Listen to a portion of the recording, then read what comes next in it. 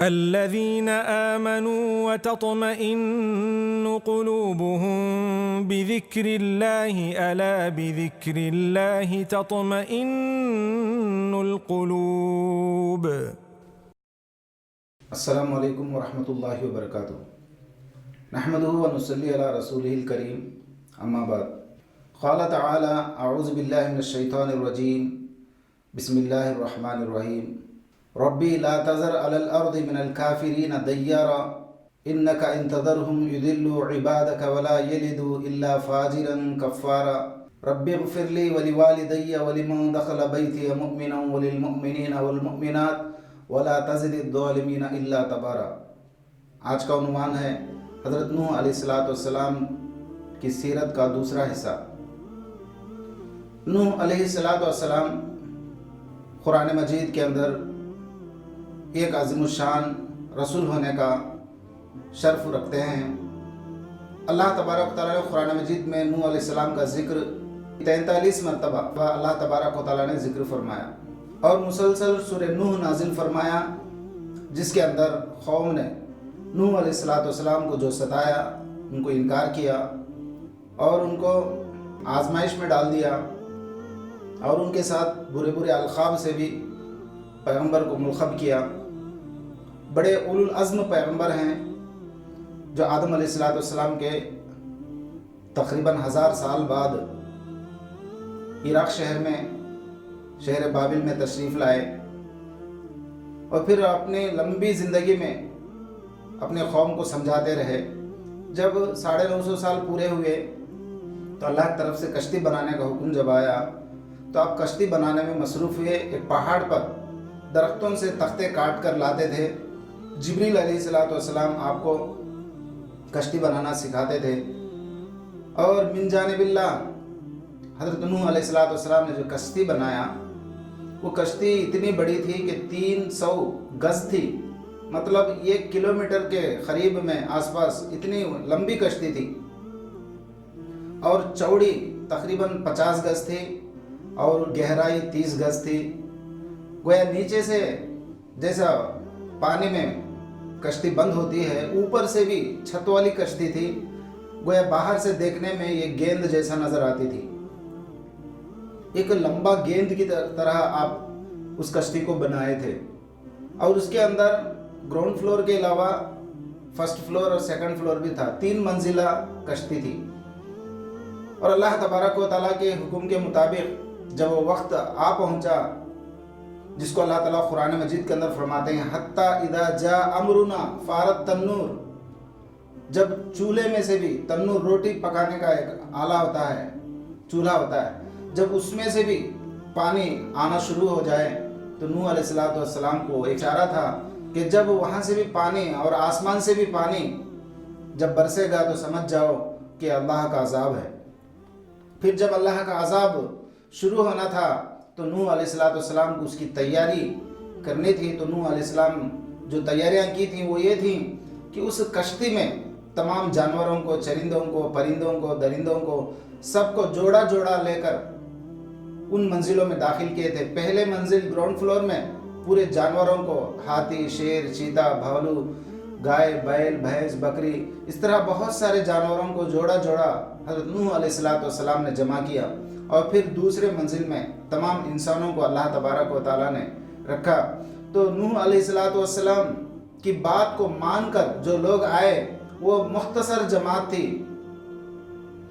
وہ ان کی تعداد تفسیر کی کتابوں میں صرف 80 معلوم ہو رہی ہے، جن کے 3 بیٹے بھی تھے، حام، سام، یافیس، اور ان کے 3 بیٹوں کی بیویاں بھی تھیں اور کچھ پوتے بھی تھے.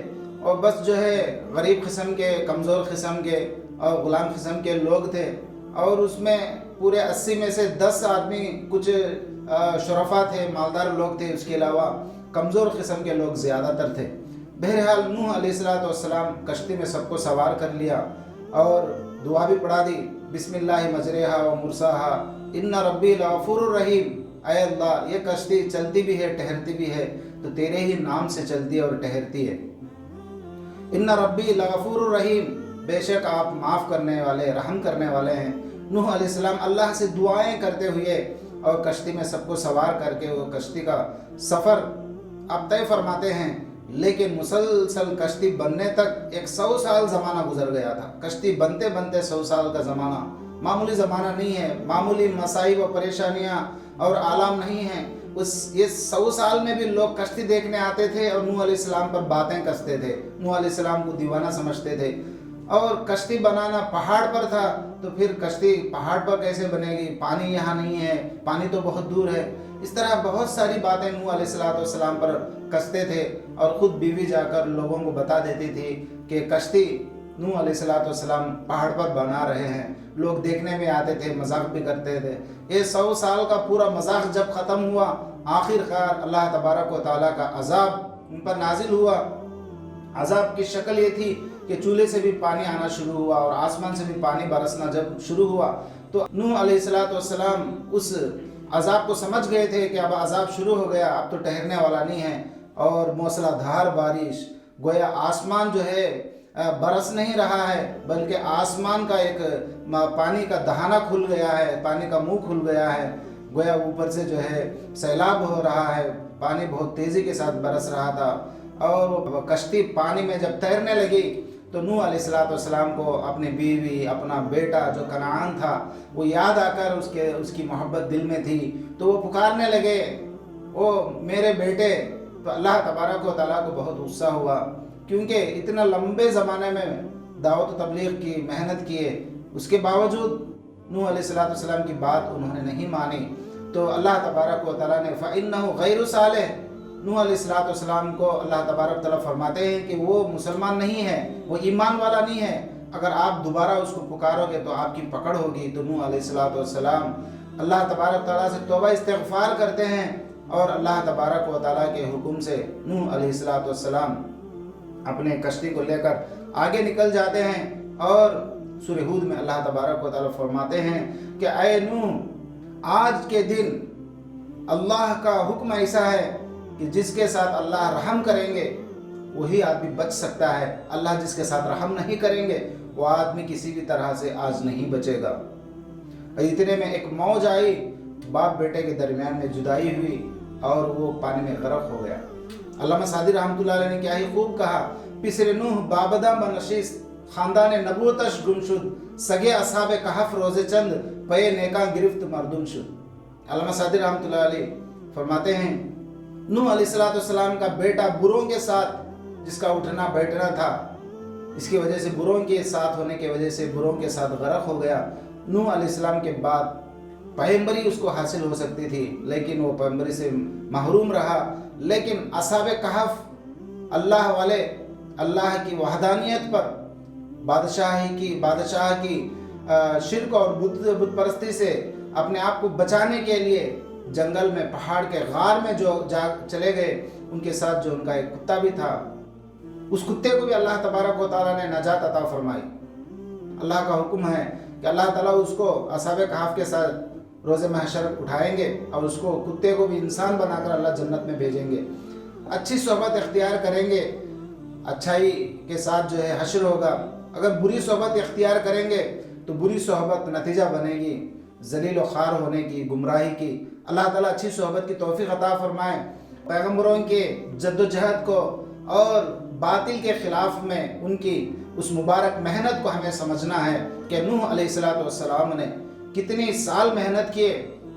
تاریخی کتابوں میں لکھا ہے کہ جبل جودی پر آخر میں وہ کشتی رک جاتی ہے، اور پھر ارارت نام ایک مقام پر نوح علیہ السلام 350 سال بعد میں اپنی قوم کو نجات ملنے کے بعد، کشتی زمین پر اترنے کے بعد، طوفان زلزلہ ختم ہونے کے بعد، حضرت نوح علیہ السلام نے 350 سال ایک لمبی زندگی پھر گزارتے ہیں، اور فرمانبردار لوگوں میں اپنے جو ہے دعوت اور تبلیغ کے ذریعے سے اور اپنے احکامات کو، اللہ تبارک و تعالیٰ کی پیاری شریعت کو، جس کو پیاری شریعت، نئی شریعت ملتی ہے اس کو رسول کہتے ہیں، جس کو نبوت ملتی ہے اس کو نبی کہتے ہیں۔ جس طرح پچھلے بھی آپ نے حضرت ادریس علیہ السلام کا واقعہ سنے تھے، جو شیس علیہ السلام کی شریعت پر لوگوں کو لے کر چلے تھے. حضرت ادریس علیہ السلام نوح علیہ السلام سے بھی پہلے آئے تھے. اب ادریس علیہ السلام کے بعد نوح علیہ السلام کا ذکر آپ نے سنا اور اللہ تبارک و تعالیٰ نے ان کا عظیم الشان ذکر قرآن مجید میں فرمایا. اور ایک اچھی صحبت، نیک صحبت اور اطاعت و فرمانبرداری اس واقعے سے ہم کو حاصل ہوتی ہے. اور اللہ کے راستے میں جد و جہد، قربانی مسلسل دن و رات، صبح و شام، آواز سے بھی آہستہ سے بھی، ہر وقت ایک دائم الفکرہ جو صفات ہیں ان صفات کے ساتھ ایک اولو العزم پیغمبر حضرت نوح علیہ السلام نے کام کیا ہے. اللہ تبارک و تعالی ہم کو اس مبارک واقعے سے عبرت حاصل کرنے کی اور نیکوں کے ساتھ، نیک کاروں کے ساتھ اپنی زندگی گزارنے کی اللہ تعالیٰ توفیق عطا فرمائے، اور حق کی حمایت کرتے ہوئے باطل سے مسلسل جد و جہد کرنے کی اللہ تعالیٰ توفیق عطا فرمائے. وآخر دعوانا ان الحمد للہ رب العالمین. السلام علیکم ورحمۃ اللہ وبرکاتہ.